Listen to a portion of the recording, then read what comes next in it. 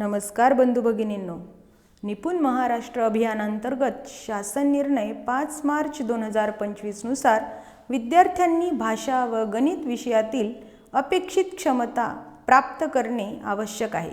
त्यानुसार गणित विषयातील इयत्ता 3री ते 5वीच्या विद्यार्थ्यांनी संख्याज्ञान या घटकातील अध्ययन क्षमता क्रमांक 18 म्हणजे 0 ते 9 पर्यंतच्या संख्यानामांचे अक्षरी लेखन करतो हा स्तर प्राप्त केल्यानंतर आता आपण अध्ययन क्षमता क्रमांक 19 म्हणजे 0 ते 20 पर्यंत संख्यानामे लिहितो हा स्तर प्राप्त करताना विद्यार्थ्यांना येणाऱ्या काही अडचणी समजून घेणे गरजेचे आहे। जसे की 0 ते 20 संख्यानामांचे अक्षरी लेखन करताना 6 ऐवजी 6 किंवा 6 आणि 10 ऐवजी 10 किंवा 10, 11 ऐवजी 11 असे विद्यार्थी लेखन करतात। त्याचबरोबर 14 ऐवजी 14 आणि 15 ऐवजी 15, तसेच 17चे लेखन 17 आणि 18चे लेखन 18 असे करतात। त्याचबरोबर 13 असे लिहिताना काही विद्यार्थी 13 असे लिहितात। याचे मूळ कारण म्हणजे स्वरचिन्हांची ओळख नसते व बोली भाषेचा प्रभाव। अशा लेखनातील अडचणींवर मात करण्यासाठी विविध उपक्रम, खेळ, कृती आवश्यक आहेत। तर अध्ययन क्षमता 19 प्राप्त करण्यासाठी आज मी तुम्हाला जी कृती सांगणार आहे त्या कृतीचे नाव आहे संख्यानामांचा बाजार। ही पद्धत मुलांना 0 ते 20 पर्यंतच्या संख्यानामांचे अक्षरी लेखन सराव देण्यासाठी खूप मनोरंजक, सोपी आणि परिणामकारक आहे। या कृतीत विद्यार्थ्यांना ग्राहक व दुकानदार बनवून संख्यानामांचे लेखन शिकवता येते। संख्या बाजार हा खेळ खेळण्यापूर्वी काही पूर्वतयारी करणे आवश्यक आहे।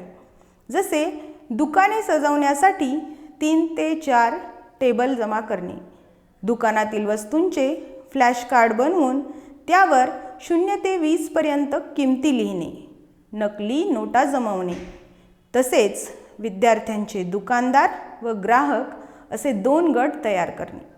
प्रत्येकी 2 दुकानदार याप्रमाणे 3 दुकानांसाठी 6 विद्यार्थी निवडणे आणि प्रत्येकी 3 ग्राहक याप्रमाणे 3 दुकानांसाठी 9 विद्यार्थी ग्राहक म्हणून निवडणे। दुकानदार विद्यार्थी आपापले फ्लॅश कार्ड्स मांडून दुकान सजवतील व दुकानात संख्यानामांच्या लेखनासाठी वही व पेन ठेवतील। ग्राहक बनलेले विद्यार्थी पैसे म्हणून नकली नोटा घेतील। प्रत्यक्ष खेळ सुरू झाल्यानंतर ग्राहक विद्यार्थी दुकानदार विद्यार्थ्यांना विविध वस्तूंच्या किमती विचारतील।